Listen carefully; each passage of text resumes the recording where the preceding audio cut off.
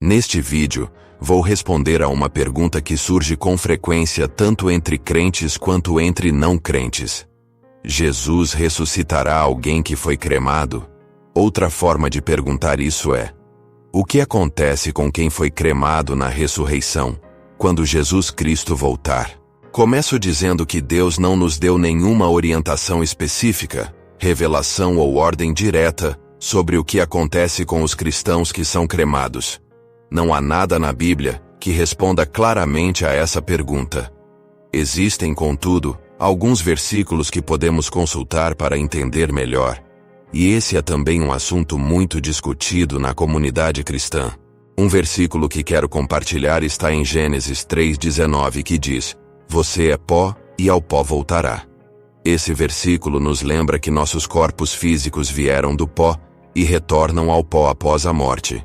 Seja pela cremação ou pela decomposição natural ao longo do tempo, é uma mensagem clara de que preservar nossos corpos físicos depois da morte não é o que realmente importa. Afinal, há várias coisas que podem acontecer com o corpo após a morte, coisas que estão fora do nosso controle.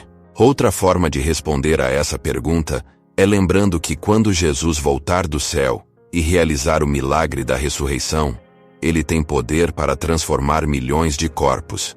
Não seria difícil para ele ressuscitar aqueles que foram cremados. O que a Bíblia diz sobre o que acontece depois da morte?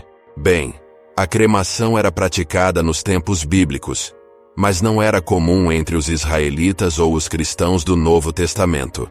A forma mais comum de descansar o corpo após a morte era o sepultamento, que podia ser em túmulos, cavernas ou diretamente no chão, como aconteceu com Jesus. Embora o enterro fosse uma prática comum, em nenhum lugar da Bíblia ele é colocado como o único jeito certo de cuidar do corpo.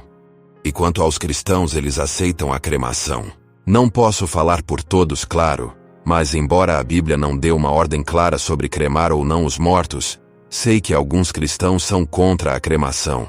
Eles acreditam que Deus não conseguiria ressuscitar o corpo de alguém que foi cremado e reuni-lo com sua alma e espírito.